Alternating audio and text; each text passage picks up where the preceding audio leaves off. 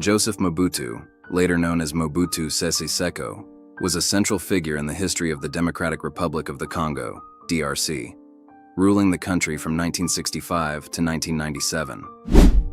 His story is one of ambition, opportunism, and authoritarianism, shaped by Cold War dynamics and personal greed.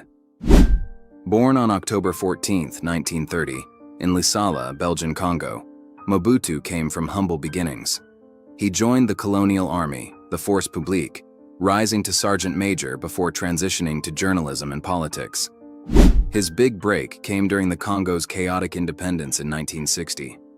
As a young officer, he aligned himself with Western interests, particularly the US and Belgium, who saw him as a counterweight to the nationalist Patrice Lumumba. After Lumumba's ouster and assassination in 1961, Mobutu indirectly aided his army chief of staff. He staged a CIA-backed coup in 1965, seizing power from President Joseph Kasavubu. Mobutu rebranded himself as Mobutu Sese Seko Nkuku Ngbendu wa Zabanga, the all-powerful warrior who, because of his endurance and inflexible will to win, goes from conquest to conquest, leaving fire in his wake, and launched a campaign of Zaireanization. He renamed the country Zaire, banned Western attire, and promoted African identity, though much of it was theatrical. His rule was a one-party dictatorship under the Popular Movement of the Revolution, MPR, where dissent was crushed and loyalty was bought.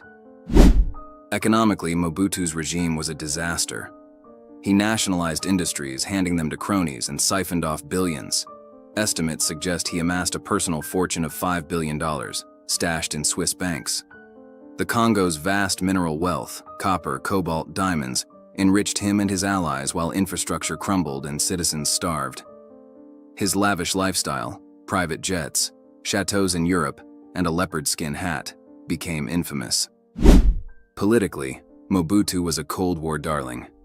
The US propped him up as a bulwark against communism, funneling aid and ignoring his abuses.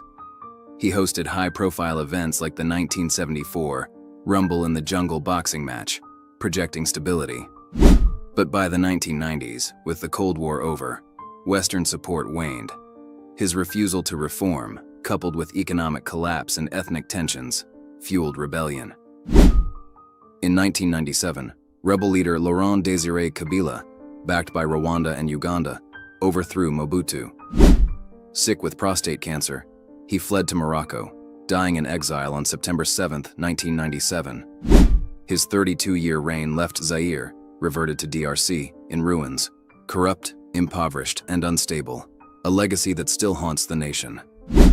Mobutu's story is a classic case of a dictator who rose by exploiting superpower rivalries, ruled through fear and charisma, and fell when the world no longer needed him.